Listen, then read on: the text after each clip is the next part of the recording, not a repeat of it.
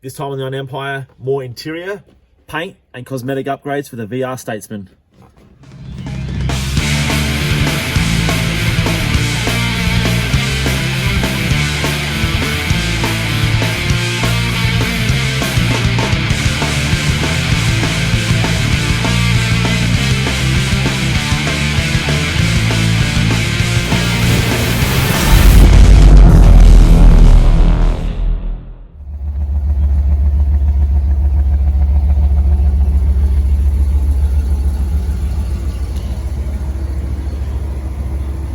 Looking like a bloody barn find.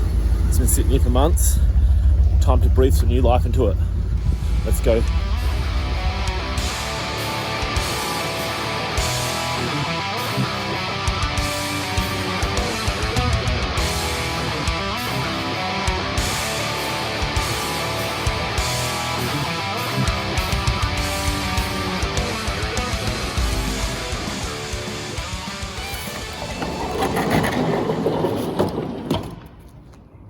Okay, so back down at Jake's shop here, and we have got the Statesman back for the first time in about 5 months. If you guys seen part one, we done some paint repairs. I was expecting some shrink back spots, but unfortunately painting in the warehouse I couldn't see properly, and I haven't got enough coverage here, so we're going to readdress that. That's not a big deal. I'm still happy with the fact that it's all sealed in with 2-pack now. There was some some broken down clear happening and some flaking on the roof. So we're going to mask this all up, buzz it back. We're going to readdress the tops of the car, and we're going to get stuck into that right now. So while I get set up here, jump on and subscribe to the channel if you are into backyarders working on crusty cars. Let's get into it.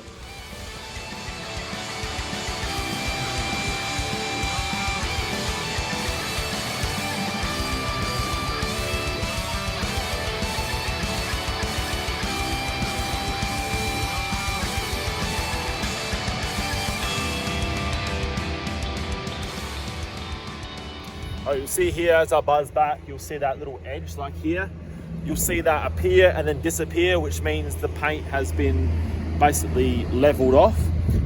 If you're using a finer grit paper, you could then polish it and then have a nice finish. But as I said, because I've got some patchiness in the paint, I'm gonna buzz this back, which will then flatten it off and then lay some fresh color, a new coat of clear, and it should look good as new.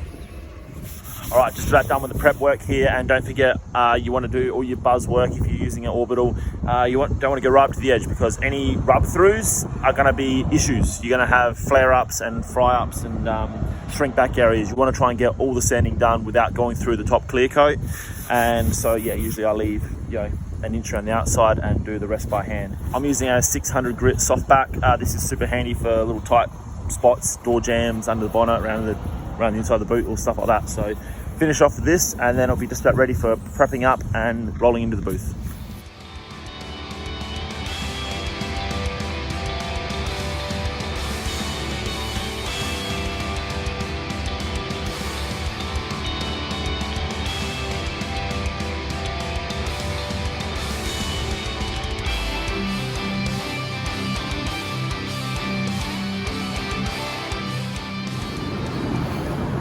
Statesman is all masked up, ready to go. By far the best masking job we've ever done.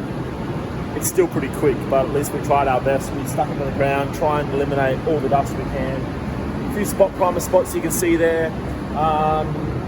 Yeah, pretty much ready to lay some colour down, and hopefully we don't get many fry-ups, and then yeah, see how this all goes with the new filters in we installed today. Hopefully dust will be contained and we should get a sweet job. Fingers crossed. Let's give it a crack.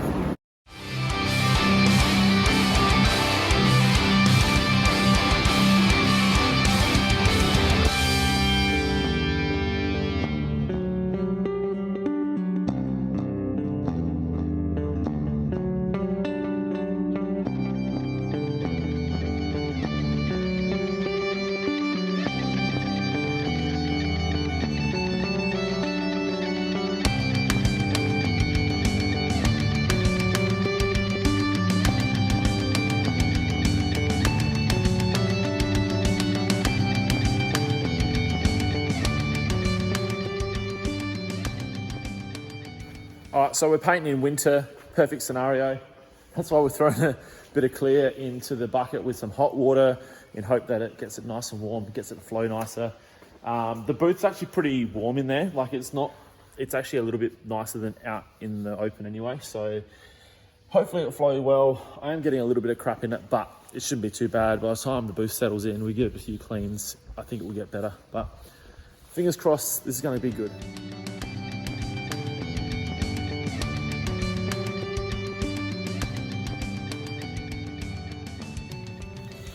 All right, got the last coat to clear down. Got a few runs. That's what happens when you bump up the numbers. A bit more reducer, bumped the numbers up to 20%. It was 10. It was a bit peely, didn't like it. I gotta pump those numbers up. Those are rookie numbers in this racket. Got up to 20 and now it looks really good. So a little bit of dust, but not much at all. Pretty happy overall.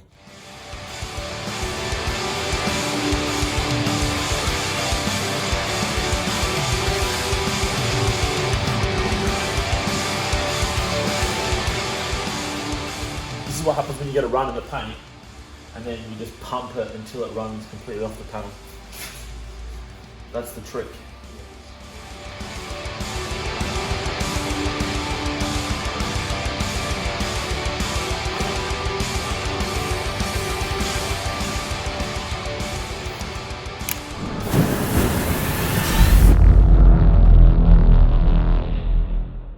All right, we're back down at the shop today and all the 2-pack on the roof, boot and bonnet has had plenty of time to dry and settle. I want to pull all the stripes off this car and replace them with something relatively original to try and match what's there. And yeah, pretty much detail it all up and get it looking smick.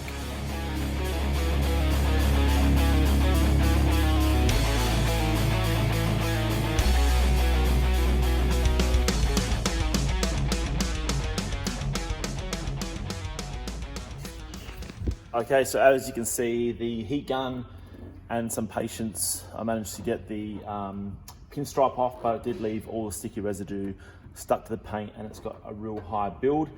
So I had to go to plan B, which in this case is a caramel wheel. These are available at most paint shops, like automotive paint shops. It goes on your drill, obviously, and you pretty much go along the car. It's pretty much a sacrificial tool, so it will buzz off any stripes or gum that's on the paintwork and shouldn't damage the paintwork. You've obviously still got to be very careful, especially on cars with acrylic paint. But I have done this back section here, which you may be able to see. I'll do a bit of an example along here and show you how it works. And obviously you want to do this before you polish the car. So my plan is to clean the whole car completely of all of the stripes, then buff the entire car and then put fresh stripes on.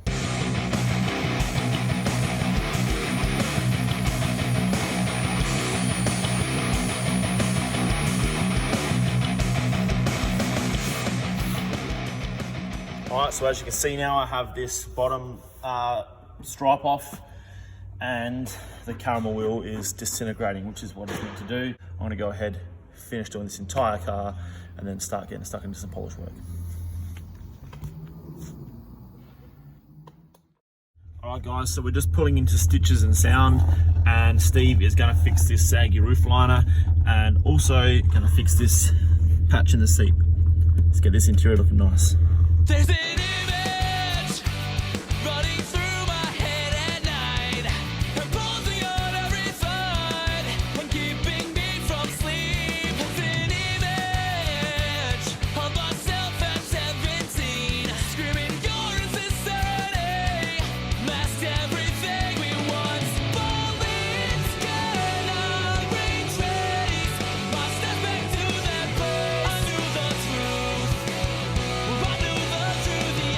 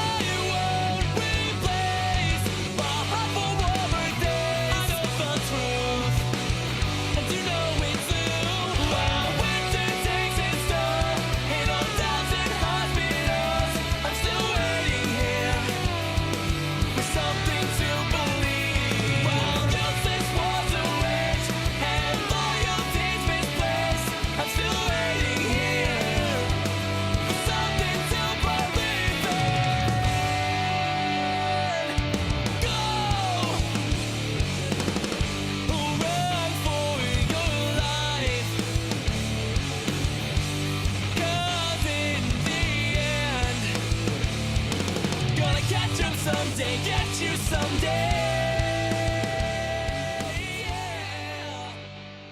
Yeah. Okay, so now we're up to doing a bit of polish work on the Statesman. We have to pretty much finalise the paint that's been done. The boot has been blocked and polished. The roof's half done, and now it's up to the bonnet. The bonnet did cop still a fair bit of dust in it, so we're going to go through the process of getting that block back. We're going to go through the process of getting that block back, polished up, and looking sweet. So yeah, we'll show you some of the techniques. I'm doing that now. Okay, so first point of call is getting all the little dust particles off the clear coat, and you can do this by either spot blocking or using the big block, but sometimes it's quicker, depends on what people like to do. You can sometimes use a little tungsten block, which just basically scrapes off the top little point and just saves a little bit of time. So I'll show you that technique, and then Jake's gonna get stuck into blocking this while I do a bit more work on the side of the car.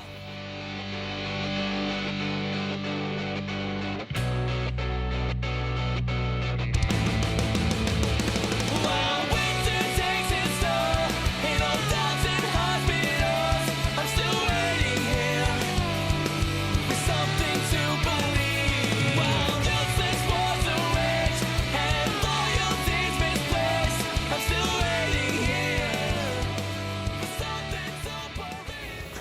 So after you've denibbed all these, shit, that's not good. That's going to be a 40 grit now.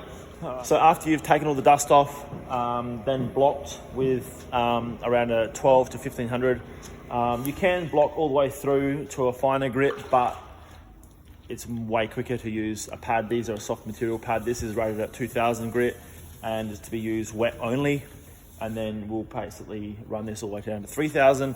By the time you hit 3000, all your scratches that have been used on the coarser grits should be gone, and the paint will actually start to almost polish up again, and it makes buffing so much easier. So you spend a little bit more time now, but it saves you a lot more time down the track. And loyalty's misplaced, I'm still waiting here for something to believe in. I'm not waiting anymore.